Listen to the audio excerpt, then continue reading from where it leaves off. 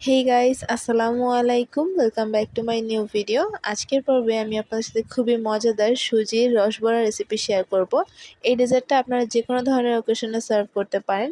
তো আমি এই ডেজার্টটা কিভাবে খুব সহজেই তৈরি করলাম সেটা রেসিপিটাই শেয়ার করব আজকে। তো কথা না বাড়িয়ে চলুন রেসিপিটি শুরু করা যাক। তো প্রথমে আমি একটা প্যানে হাফ লিটারের মতো দুধ নিয়ে নিয়েছি। তো দুধটাকে আমি এবার ভালোভাবে জাল করে নিয়েছি। এবার আগে থেকেই সুজি ভেজে রেখেছিলাম ঘি দিয়ে, তো সেটা দিয়ে দিলাম। এবার এটা দিয়ে সব কিছুকে ভালোভাবে মিশিয়ে নিতে হবে এবং সুজিটাকে ভালোভাবে সিদ্ধ করে নিতে হবে। তো সুজিটা ভালোভাবে সিদ্ধ হয়ে গেলে এটাকে আমি উঠিয়ে ঠান্ডা করে নিচ্ছি। তো এবার শিরা তৈরির জন্য আমি এখানে প্রায় হাফ কাপের মতো চিনি নিয়ে নিলাম। দিয়ে দিচ্ছি 1 কাপ পরিমাণ পানি। এবার সব কিছুকে ভালোভাবে মিশিয়ে একটা শিরা তৈরি করে নিতে হবে।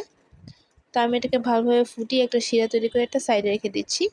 তো আমার এই সুজিটা যখন পুরোপুরি ঠান্ডা হয়ে যাবে তখন আমি এখানে একটা ডিম দিয়ে দিলাম। সুজিটা অবশ্যই পুরোপুরি ঠান্ডা থাকতে হবে এবং এরপরেই ডিমটা দিতে হবে। তো সব কিছুকে ভালোভাবে মিশিয়ে একটা ডো তৈরি করে নিচ্ছি। তো দিয়ে দিচ্ছি 1 চিমটি পরিমাণ লবণ। তো এবার সব কিছুকে মিশিয়ে নিচ্ছি। এবার একটা প্যানে তেল গরম করে নিয়েছি। এবার সেই সুজির ডোটা থেকে ছোট ছোট করে বল তৈরি করে নিয়েছি। এবার এগুলোকে ভেজে নিতে হবে। তো আমি একে একে সবগুলো বল দিয়ে দিয়েছি। এবার এগুলোকে ভালোভাবে ভেজে নিতে হবে। তো এটাকে উল্টিয়ে পাল্টিয়ে আমি প্রায় 7 থেকে 8 মিনিটের মতো করে ভেজে নিয়েছি। যখন একদম ব্রাউন কালার চলে আসবে তখন আমি এটাকে উঠিয়ে নিব। তো আমার সবগুলো বড়া হয়ে গেছে। এবার আমি এটাকে উঠিয়ে আমি সেই যে শিরাটা তৈরি করে রেখেছিলাম সেটার মধ্যে দিয়ে দিচ্ছি। শিরার মধ্যে দিয়ে আমি এটাকে 2 মিনিটের মতো রাখবো। এর বেশি রাখলে এটা গলে যেতে পারে। তো আমি আবার একটা প্যানে দুধ নিয়ে নিয়েছি প্রায় 2 লিটারের মতো। এবার দিয়ে দিলাম স্বাদ মতো চিনি, দিয়ে দিচ্ছি 1 চিমটি পরিমাণ লবণ। এবার এটাকে ভালোভাবে জাল করে নিতে হবে। এই 2 লিটার দুধকে আমি ভালোভাবে জাল করে হাফ লিটার করে নিব। তো কয়েকটা এলাচ দিয়ে দিলাম। এবার সব কিছুকে ভালোভাবে জাল করে নিচ্ছি। তো জাল করা হয়ে গেলে এবার আমি এই এলাচগুলোকে তুলে ফেলে দিচ্ছি। দুধটা কিন্তু এখন একদম ঘন হয়ে গেছে, এটা এখন রেডি।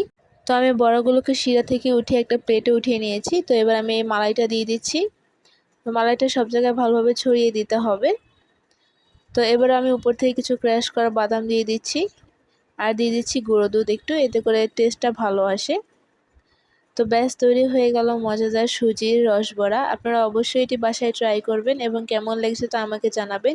এই সুজির রসবড়াটা খেতে কিন্তু অসম্ভব মজার এবং এটা আপনারা যে কোনো ধরনের অনুষ্ঠানে ট্রাই করতে পারেন। তো আজকের রেসিপিটি এই পর্যন্তই। ভালো লাগলে অবশ্যই লাইক কমেন্ট শেয়ার করবেন এবং আমার পেজটিকে ফলো করবেন। আল্লাহ হাফেজ।